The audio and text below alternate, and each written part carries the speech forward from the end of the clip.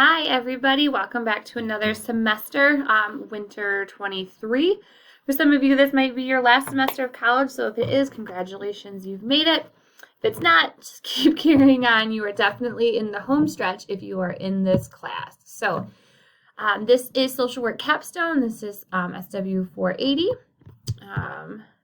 This intent of the class is to summarize and bring together all the social work experience and the education that you have received so far and explore kind of what that all means, what it looks like, and really just to celebrate how far you all have come from your very first days in intro to social work all the way now to doing your internship or possibly doing your internship soon.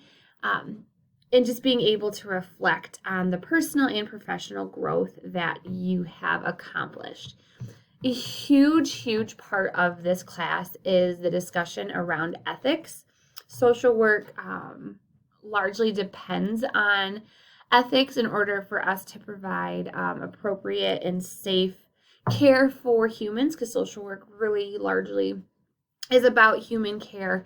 And so when you're working with I don't want to say human subjects, that's very research sounding. When you're engaging with humans, there's extra vulnerabilities and proper ways to do things to protect both yourself and your clients. And so we talk a lot about what that looks like and kind of wrestle with some of the ethical dilemmas.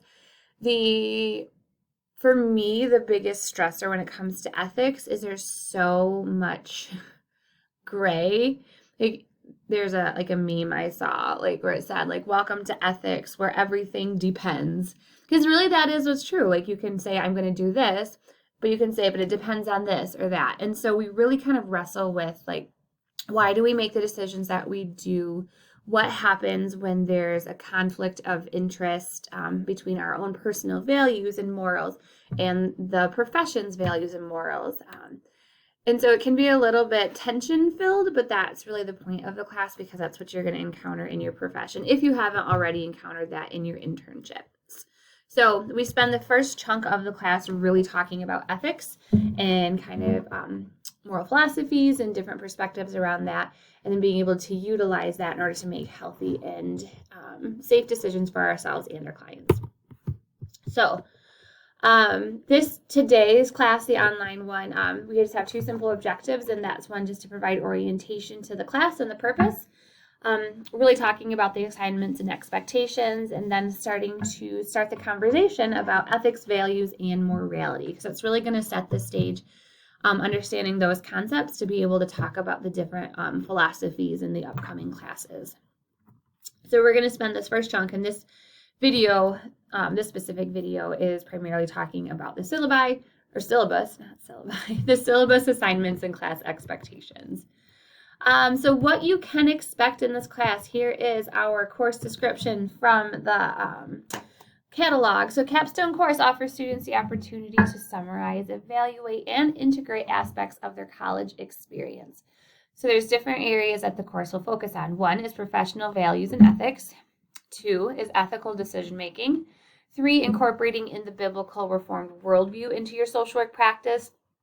Examination of the professional self. We do this through critical thinking and research, written and oral presentations, and really that emphasis on lifelong learning. So you will see all of these elements reflected in our senior thesis, which is our huge main focus of the class. And so we kind of break it down, those pieces, and have you write sections of your thesis on each one. So what to expect here, this is kind of if you look at that, the different colors, you can see it kind of broken down more into a visual thing, is the professional values and ethics. We really focus on the NSAW Code of Ethics. The National Association of Social Workers has the Code of Ethics. You've heard about this through all of your coursework here, but it really comes into play in this class. We also explore our personal values and biases, because we all come with them, whether they're intentional or unintentional. We have them, and we need to explore them in order to be effective social workers. We will learn an ethical decision-making model. We use Barsky's ethical decision-making model, so it's a step-by-step process to implement and utilize when faced with an ethical dilemma. So we learn that, but on top of it, we also learn different ethical theories and moral philosophy. Some of this will be kind of pulling from probably philosophy class, but we look at it through the lens of social work. We'll spend a little bit of time talking about the Reformed worldview and how this worldview impacts our work and our own personal faith journeys. This has a little bit of like spiritual formation vibe to it, but it again is looking at it through the lens of social work. And then we're examining the professional self. This is one of the pieces of the CSWE competencies that we focus on in the class, is how do we be ethical and professional social workers? So being aware of the boundaries within the profession, and again, pulling in the code of ethics.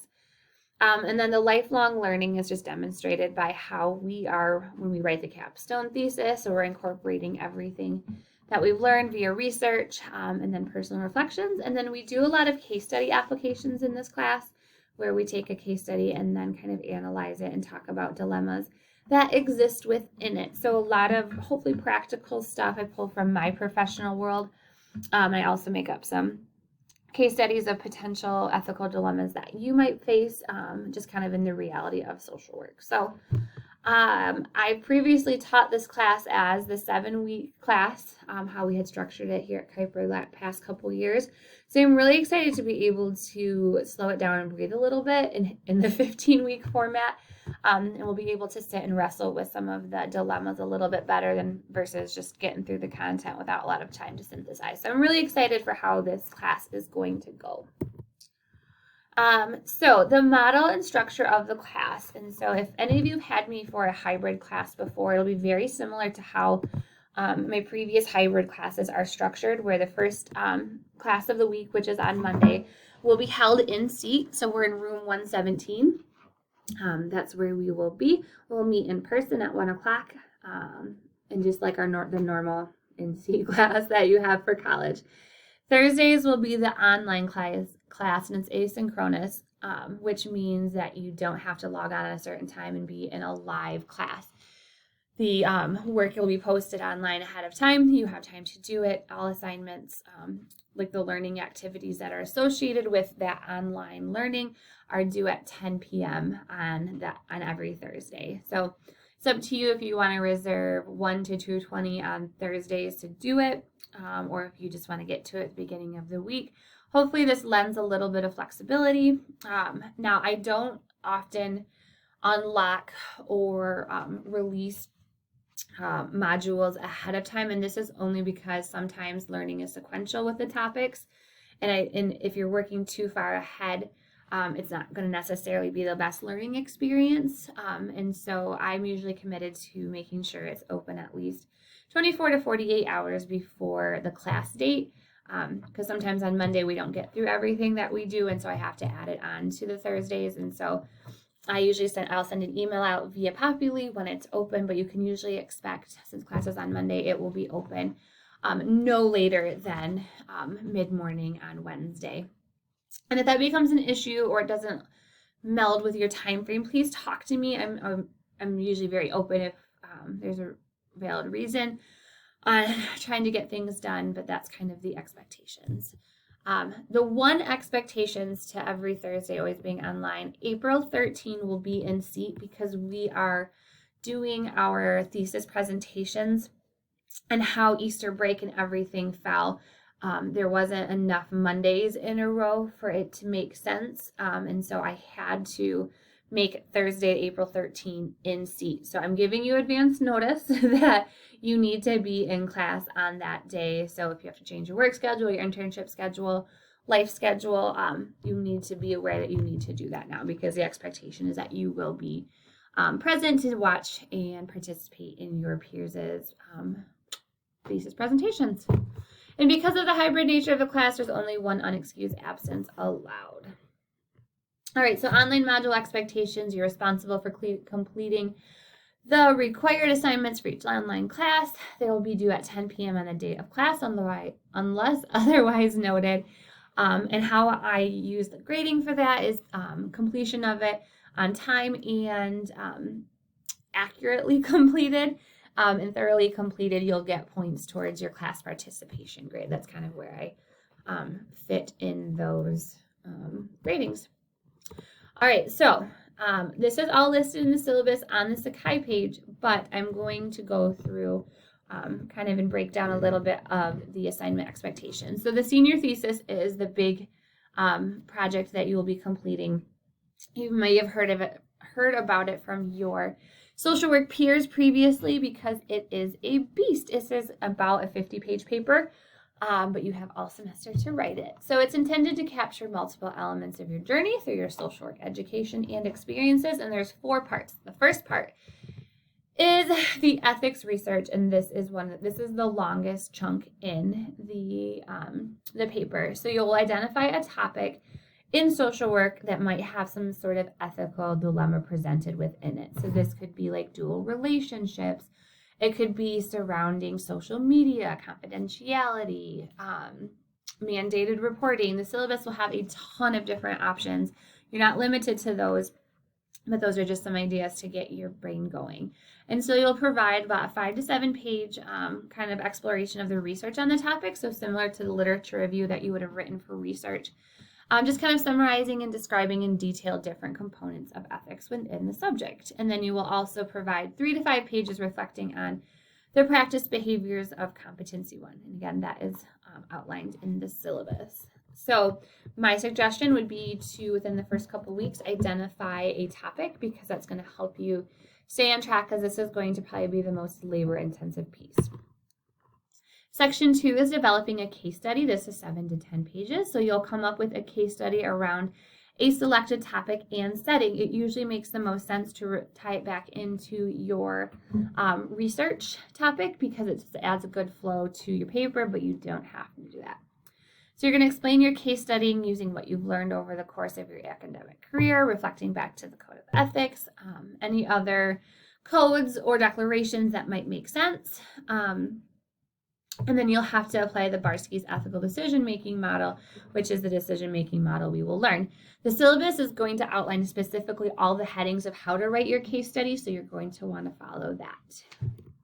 Section 3 is a reflection on the biblical Reformed worldview, and this section aims to integrate your own personal faith and how that plays into your decision-making. The syllabus will provide you prompts to reflect on.